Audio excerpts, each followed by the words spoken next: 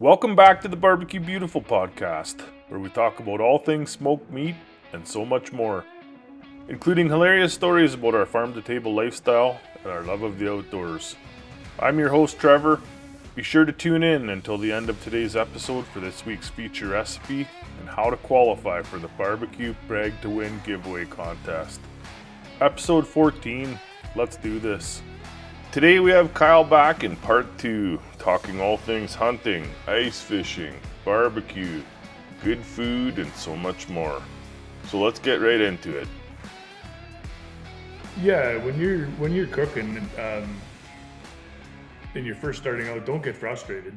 Yeah. Because I mean, you're gonna ruin some briskets before you get a good brisket. That's just fact. That's the truth.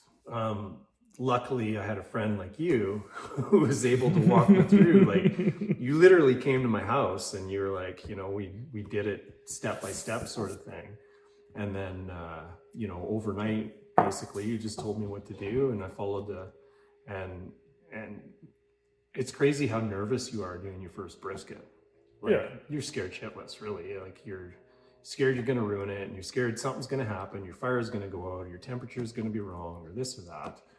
And taking those steps to just do it is the biggest part, right? Yeah, especially now in Canada. I don't know about you guys down in the south, but you're between 100 and 200 easy for a brisket. Even on sale these days. You're lucky to find one for $85. So expensive, yeah. So you're gonna ruin some briskets before you get a good one. That's what you got to remember. Right. Yeah. But don't get frustrated. Don't give up, and keep experimenting. A good thing when I first started out, take some notes about what you did, so you can look back and figure out, what do I want to do different next time. Right. Yeah. This thing's drier than a popcorn fart. Yeah. What did I do wrong? That was one of the things that I learned too, was I kept a note on my phone. Like, I went into my notes and you told me exactly what to do. So, I had all that in there. And then as I changed my recipe, I would change my note, and it was always there. I always had it. If somebody wanted, tried my brisket or pork butts or whatever, I could easily just send them the recipe, just, copy paste my note to them and stuff like that. Yeah. And then they have it, and then they can tweak it to whatever they want, sort of thing, right? Yeah, as I've evolved through the cooking process, I started off masking the flavors of the meat by adding too much, I find. Right. And now I just like to keep it simple by starting with a good product. Yeah. So if you can start with farm-raised beef, pork, chicken, turkey, whatever you're using, or sourced it at a local butcher, you're not going to have to add so much to it. Yeah. And there's city folk like me who, we get our stuff from the grocery store. So. I eat more of that side of it. I'm not fortunate enough to live farm to table, but it's all these avenues that we're looking to explore. We'll check it out. Mm. Yeah. So there's other things too, like all the potatoes, vegetables, anything you see from that came from the garden on site. There's a butcher shop next door. We'll tour that and look in that facility. There's a cow hanging in there right now that we butchered. So lots of fresh meat, fresh products. It goes with the spices. Through all my years of cooking, we never added MSG, citric acid, or any of these chemicals to our barbecue rubs. Right. So I wasn't going to sell that to people. Right. What you see is what you get. The ingredients are on the packaging, and natural ingredients, and just quality product. And have thick skin like anything, because not everybody's going to like what you cook. Yeah, for sure. And I hear it every day on Facebook and Instagram and YouTube. I hear it absolutely every day. But I'm sorry to tell you that if I like it and the people at my table like it, then it's done right. That's right. Yeah. And that's the bottom line, and that's how you guys have to think. And we're not cooking for trophies here. Yeah, it's true. We're all raised in different households and stuff. Like, even between me and my wife, she grew up with more, tomato-y based like spaghettis and stuff like that. Whereas I grew up with more creamy type of stuff, right? So it's, even in our own household, there's, different levels of Well, what you want and what I want. Look at sort of us. We thing. weren't brought up on garden solids. No. Let's be realistic here. No, we're meat and potatoes, man. That's how I was raised, and fairly simple. Yeah, and another exciting thing I think that we're gonna bring is wild game meat. Yeah. So I grew up. I'm a big hunter. Yeah. Always have been. That's how I was raised. And we're gonna bring in some moose, elk, deer, and some of these things that you're not seeing, very often. Right. Yeah. Yeah. There's a lot of people who hunt, and there's different ways to do game meat. There's different ways to cook it, right? Yeah. To make it taste better, sort of things. So. And you know what? An underutilized meat, I think, in the West right now is bison. Right. If you haven't had bison, you got to give bison a shot. It's leaner than beef, but Okay. it's amazing. Right. And you can cook it pretty similarly. You got to be careful when you're doing the long cooks on a leaner piece of meat, but Is there any worth gamey giving a taste shot. to bison at all? It's delicious. If you get the right bison that the farmer raised, like there's a big bison farm about 3 miles from here, Right. and you get that fresh bison. I mean, the beauty of this area is the deer, elk, and moose are eating the same thing the cows are eating. Yeah. They're out in the fields, That's right. and they're getting the same feed, right? So Yeah. And that is a difference. We've noticed that hunting ourselves is, the bush buck compared to the prairie buck. I'll take the prairie buck all day long. Yeah. Right. There's no gamey taste to it whatsoever. And from what I've read, there's things that you can do to make it less gamey, like soaking it in milk. And I don't know if that stuff works or not, but that's something we can explore too. Is we'll do one and one, and I think a big thing with wild game, especially, is how you treat your meat. Right. So it's how you're gonna field dress the animal. Yeah. And if this thing's coming into the meat cooler and it's full of dirt, grass, Right. mud, Yeah. and you haven't treated it properly, you haven't got the guts out in time, it stayed too hot, Yeah. you harvested the animal when it was 28 degrees at the start of the hunting, it all Right. blends into that final product. Right. Which is something that I've learned from Trevor too, and that's, take care of your meat in that way, right? Yeah. Plan ahead, make sure you have a cooler there, make sure, you can get that meat cooled down right away, so you're not going to waste any, nothing's going to spoil, right? Yeah. So. And I think, I'm kind of spoiled here. I said I've been working at it a long time to get the setup, but there's a million different ways to skin a cat. Yeah. Some guys don't like the hang game meat. Some guys do. Right. I hung that moose last year that I harvested for 30 days. Okay. Good luck telling me there's any game in that. We Right. had moose steaks last night, and they're phenomenal. Okay.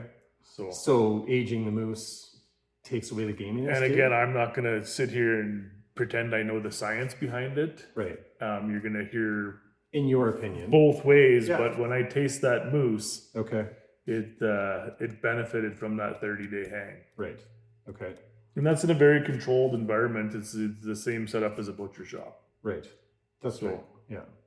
Speaking of wild game and hunting, I gotta remind you of the bow hunting story and your phantom arrow that apparently went right through the deer, that we never found one trace of blood, not one piece of the arrow. I heard it hit. You heard it hit too, because we high-fived. It hit something. It did. It hit something, and that frustrates me when you're 100% sure you hit something, and there was nothing. There was no blood. There was no trace of anything. There was. Well, let's continue. It goes. Let's move 2 hours down the road. So by pure just never happen again luck, there's another one broadside. Yeah. What happened to that arrow? Yeah. So it was my first time bow hunting, and I was stoked. And when you get a buck broadside within 20, 30 yards, like that thing was close. And he ran over the hill a little bit, and I came over the top, and he had, he was facing away from me, but looking back at me. And then and he was hissing at me, right? Do you remember that? He was hissing. It was like he was making fun of me. And then he turned a little bit, and I was so excited. I pulled my bow back, and I'll never forget this. And I just kind of pulled it back to my cheek and didn't look through my sight on my string. That's how excited I was. And so I thought, this is an easy shot. And I clicked my release, and that hit the tree right in front of him, right in front of his nose. He was standing by a tree.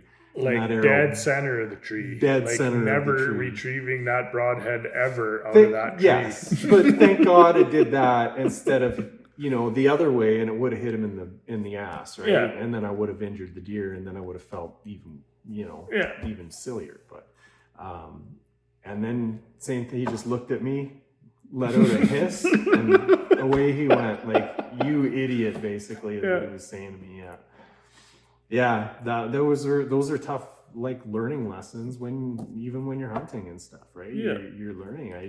You get so much adrenaline in your brain isn't thinking what it should be, and the next thing you know, Well, just the chances of 2 opportunities like that, and then remember for like the next 2 seasons, like, just no chance of getting anything like that again. Yeah.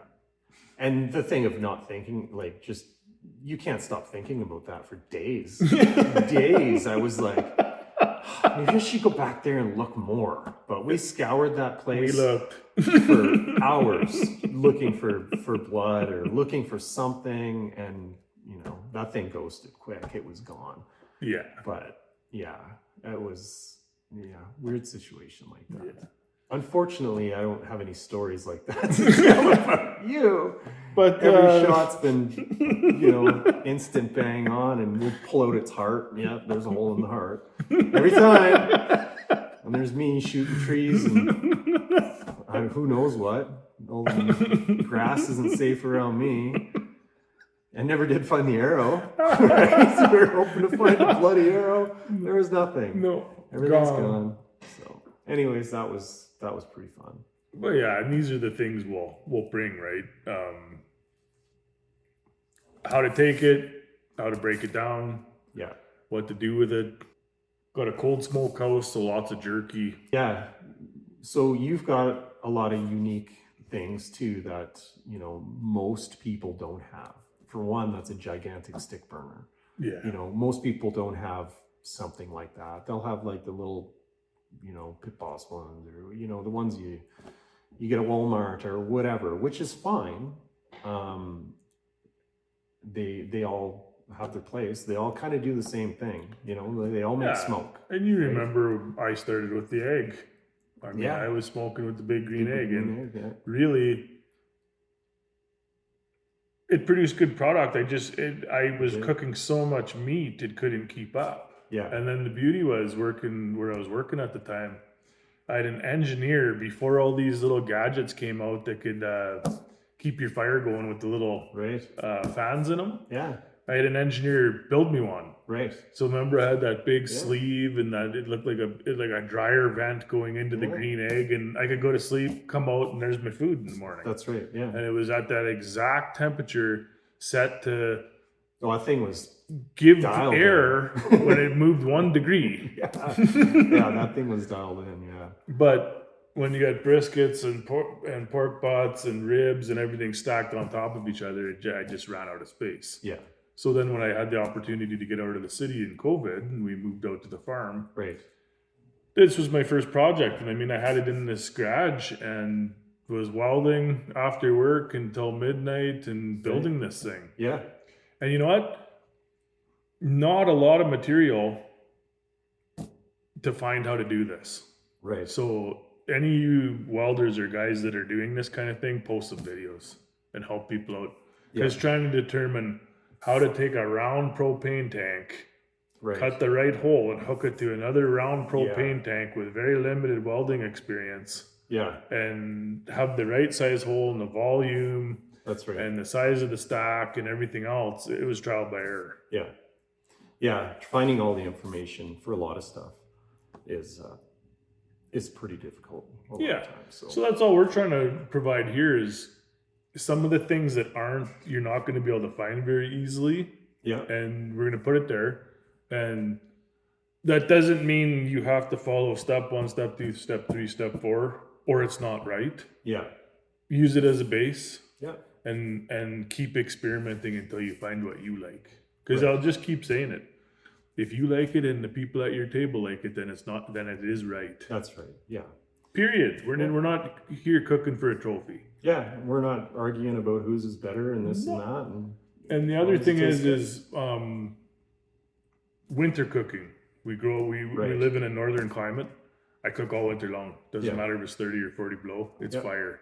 Yeah, I do too, and I could talk a bit about that as well too. Because you run the stick burner, big system like that. I've got the Traeger. I got a Timberline 1300, double insulated, so it's great in the winter and stuff too. But I've also had the experience of running. I had the Pro 34 before. Yeah, and it wasn't double insulated, but it didn't burn a whole lot more pellets. Right. Running it in the summer or the winter, you use a couple more handfuls of pellets. It wasn't really that noticeable of a difference. So a lot of people are scared, and looking into the blankets and this and that. And a lot of times the blanket will ruin the outside finish of your smoker. Yeah. Really. And because if you end up getting them hot, things like that, you have a fire in it by accident, and next thing you know, you're damaging your equipment. Right. But my Timberline, same thing. And the only trouble I have is like minus 20 or 30. Sometimes it grunts and groans a little bit. It doesn't really, who wants to start at minus 30, right? So what I do is I just keep the cover on it, and I'll put a little space heater underneath the cover for about a half hour before I fire it up. I'll just let the heater run, and it kind of heats it up underneath the cover, where when I do fire it up, I find things just start up a lot easier. They're not frozen solid. It thaws it out a little bit. So half hour to an hour running a space heater underneath the cover works really good too. Yeah, and a lot of this stuff is the price of anything these days, but it's a pretty significant investment. Yeah. When you're buying a new cooker. It is, yeah. To just throw a cover on it and then only use it in June, July, and August. Yeah. So, we'll give some tips and tricks on that and how we make it through the winter months. I do a lot of other cooking as well, not just on the pit. Right. Yeah. So, we'll get into all sorts of stuff. So again, if you guys have any tips, recipes, things you like, things you want to see, let us know. Yeah. We're tossing around some different ideas of, what's not out there, how can we be different? We want to go ice fishing, bring the fish home, prepare it, what we're going to do with it. I like making smoked salmon. Right. All sorts of different things. Yeah. Or cooking out on the ice. Let's have a barbecue out on the ice, catch some fish, cook some fish. We're kind of that unique group of guys where we don't just go set up the tent and then go home at the end of the day. We bring the diesel heaters and we sleep on the ice. So there's nothing better. A lot of people haven't done it. It's a whole new experience doing stuff like that. Yeah, there'll be some funny things to come. Yeah. You get a big crack in the ice ripping through the middle of your tent at 2 a.m. It's definitely an experience. So trusting the big buddy heater isn't going to asphyxiate me. Yeah. And waking up every 13 minutes to make sure that I can still breathe. Yeah, that's why I'm more of a fan. I went the diesel heater route when I decided to, do the overnight stuff, because I spent the night in your buddy heater and your throat's sore, it's damp, everything's wet. I'm like, I want a dry heat. So it was, you had a couple options when you're looking at dry heat. Either you got a wood stove, but I didn't want that. I've got kids, right? I'm out there with my kids spending the night on the ice, and they're young at the time, like 5 years old and 8 years old, sort of thing, and I don't want them touching a hot stove. No, it's a small confined space, right? I've got the Otter Monster Lodge, so I'm like 8 by 14, but that's not a lot of room when you have kids and cots. And then when you catch a fish, the place explodes, and it's like you know, everybody's all chaos, right? Well, you're getting this fish up, and I just didn't want things to happen. Safety wise, having something inside my tent wasn't my best option, I thought. Yeah. So, you know, so that eliminated the wood stove. That's a lot. You're bringing wood, you're bringing a wood stove, and you're setting all that and running pipes through your tent. You got to cut a hole in the tent. That's a lot of work, right? Buddy heaters, you know, I just didn't like the heat or the wetting it down. The wet heat. There's also the new way stoves where they're propane, but it's burning inside the stove, but you're still you have a hot, you know, something that's hot inside your tent. The kids touch it. So to me, it was a no-brainer going with diesel heater. It sits outside my ice fishing tent, run my pipes in so it pulls air out of my tent and pushes hot air in my tent, just keeps circulating that air. I don't have positive pressure, so it's not pushing hot air out underneath my flaps of my tent and melting the ice or anything like that. Right. It just circulates the stuff inside. And Reflectix floor, roll it out, weighs nothing, probably weighs like this glass of beer, right? Doesn't weigh anything, it's easy to pack around. I have my whole setup in probably 20 minutes. I've got the heater going and kids ready to go in there. I build their bunk cots and I have my cot and away we go. Underwater camera. All right, sausage time. So farm fresh, we raised 12 pigs. Obviously you're left with a bunch of trim. What are you going to do with it? Sausage. So what's in these? What are we eating today? We are eating the kitchen sink, I call these. They have cranberry, red pepper, jalapeno, and 2 kinds of cheese. So high temp cheddar and high temp mozza. So nice. I don't think they're going to be horrible. I haven't tried these ones yet. Yeah, I think your other ones I tried had one kind of cheese in them. Yeah. And I'm looking forward to these. These are probably the best sausages I've ever had in my life. Like I told them the first time I ate one of these, I'm like you could solve world peace with this. Like these things are amazing. So yeah. And then I prefer to smoke sausage and a lot of pork products with a fruit wood. So these are apple smoked. Nice. Yeah.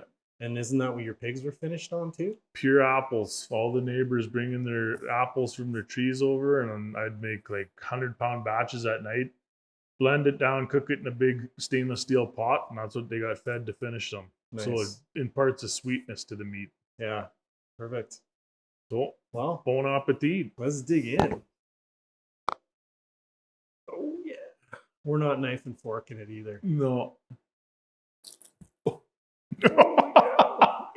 I got sprayed. Yeah, look at that. That's what I'm talking about. Chunks of cranberry. You got the different types of cheese in there. This is going to be good.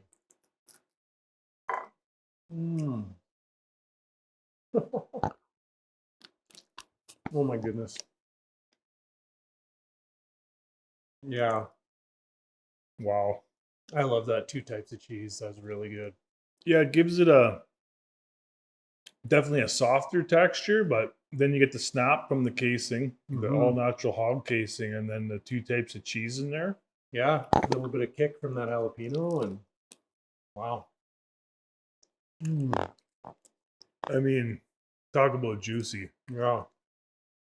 I cook sausages at a super low temp, you know, the 200 to 225 mark at the highest to keep those juices locked in so that all the fat doesn't render out, casing splits, and then everything ends up at the bottom of your smoker. Yeah, that's one thing I learned today was I'm usually probing around different areas or something like that.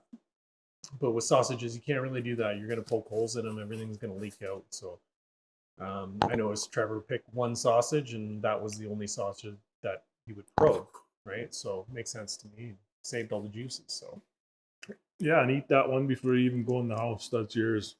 Right. Yeah.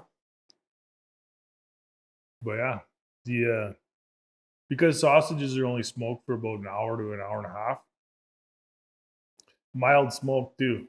You're just kissing that casing. These aren't over smoked. So if you have someone in your house that doesn't like the heavy smoke, perfect. Yeah, that's true. Or a good introduction to someone for smoked meat. rather than hitting them with a brisket. Yeah, that's true. How long does it take you start to finish to make sausages? Are you planning half a day, or are you planning a full day? Like, how long are you planning to make these? Oh, we Given- do it in a day, but that's because we're doing like a 700-pound batch. Okay. So, I mean, if you're just doing a small batch, you could do these fairly quickly. Get your ingredients ready, and grind your meat, make your sausage, stuff it, run it through into the casing. You're good to go. But when you're doing 500-600 pounds, it's a full day It's an marathon. adventure. Oh, so good. Wow. Yeah, these are incredible. It's almost creamy with it. Yeah, it These is. cheeses. We almost need to wear a rain suit when you eat these. Maybe a knife and a fork might be the best way to eat these. It's a little safer. You start with, a good product in terms of your meat, good spice, and fresh vegetables and everything else you want to put in these. Sky's the limit of what you could put in these. Onion, Yeah, green onion, parsley, right. all sorts of different things. Farm to table. From the table, they hit the spot. Just a little bit of smoke, Yeah. not too overpowering. A little bit of heat. Yeah. Do you like because this is double cheese? I mean, I like it, but I like it. I like it better. I would definitely do the double cheese. That was good. That was really good. Okay, it's time for our barbecue giveaway that we're calling Barbecue Brag to Win. One lucky listener will win some amazing barbecue merch that'll take your outdoor cooking to a whole new level. Whether you're a backyard beginner or a seasoned pit master, this giveaway is going to be for you. So what's up for grabs? First, a BBQ Beautiful bundle. This includes one BBQ Beautiful base layer, honey heat, brisket rub, and a spicy chimney from our lineup of seasonings and rubs. Next, one t-shirt and hat of your choice from the BBQ Beautiful website, www.barbecuebeautiful.ca. And of course, there's going to be free shipping. How to enter? First, make sure you're subscribed to the BBQ Beautiful podcast on your favorite podcast platform. If you haven't already, hit that subscribe button so you never miss an episode or an announcement. Next, connect with us on social media. You can find us on Instagram, Facebook, YouTube, or TikTok at BBQ Beautiful.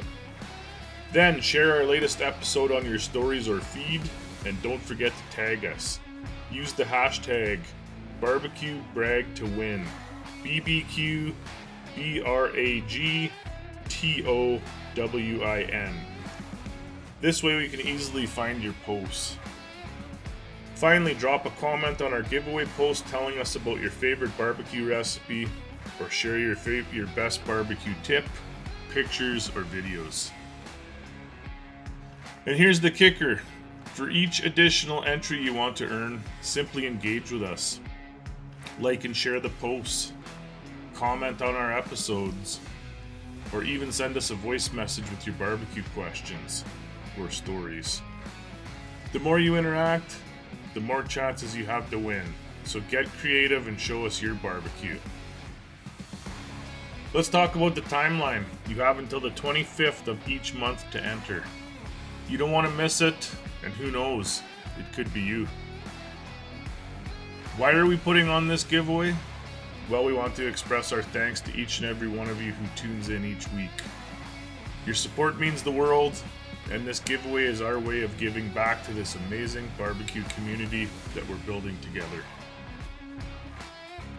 And we really do want to hear from you. So what topics do you want us to cover in future episodes? Are there any barbecue legends or techniques you want us to dive into? Share your thoughts in the comments when you enter the giveaway. This is all about community, and we want to make sure that we're bringing the content you all love. So to recap, subscribe to the podcast, follow us on social,